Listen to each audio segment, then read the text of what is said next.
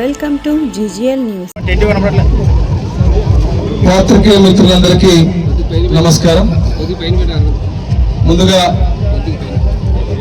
రైతు ప్రభుత్వం, కూటమి ప్రభుత్వం ఈరోజు ఏదైతే నందవరం సొసైటీ PAC చైర్మన్ గా గోపాల్ గారు, అదేవిధంగా నందవరం సొసైటీలో ఉన్నటువంటి రైతు సోదరులు, ఇక్కడ వచ్చినటువంటి తెలుగుదేశం పార్టీ కూటమి మండల నాయకులకు, వివిధ గ్రామాల నుంచి వచ్చినటువంటి తెలుగుదేశం పార్టీ కూటమి కార్యకర్తలకు, నాయకులకు, నందమూరి వంశ వీరాభిమానులకు ప్రతి ఒక్కరికి పేరు పేరున నమస్కారం.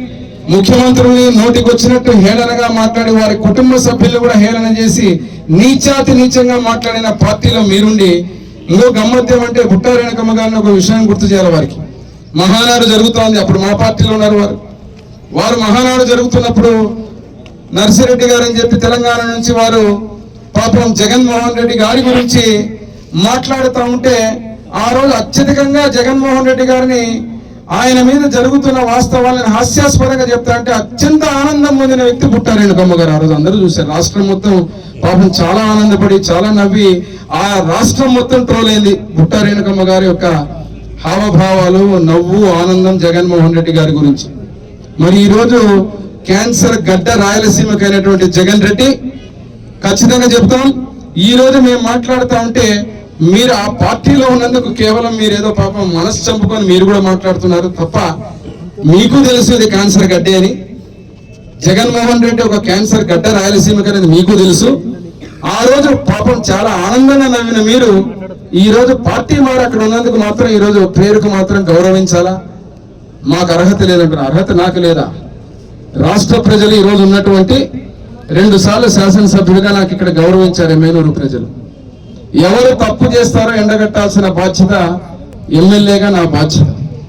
ముఖ్యమంత్రి వర్యులు చంద్రబాబు నాయుడు గారిని పట్టుకొని నీచాతి నీచంగా మాట్లాడిన రోజులు మీరు, ఆ రోజు బుట్టా రేణుకమ్మ గారు, ఈ వైసీపీ పార్టీలో ఉన్న నాయకులందరినీ మీరు నాలాగే మీరు కూడా వాళ్ళందరినీ మందలించుంటే చాలా బాగుండేది. తల్లులమ్మ అనే గురువింద కింద ఆ గింజ కింద నలుపు తెలియదంట. మీరు చూసుకోకుండా మాకు నీతులు చెప్పడం అనేది మానుకోవాలా? అభివృద్ధి అంటేనే బీవీ మోహన్ రెడ్డి అంటేనే అభివృద్ధి, ఎమ్మెగనూరు అంటేనే అభివృద్ధి, తెలుగుదేశం కూటమి అంటేనే అభివృద్ధి.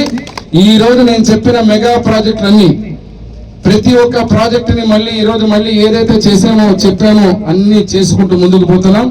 ముఖ్యమంత్రి నారా చంద్రబాబు నాయుడు అభివృద్ధి యజ్ఞాన్ని చేసుకుంటూ పోతుంటే రాక్షసులాగా మీరు అడ్డుపడుతున్నారు.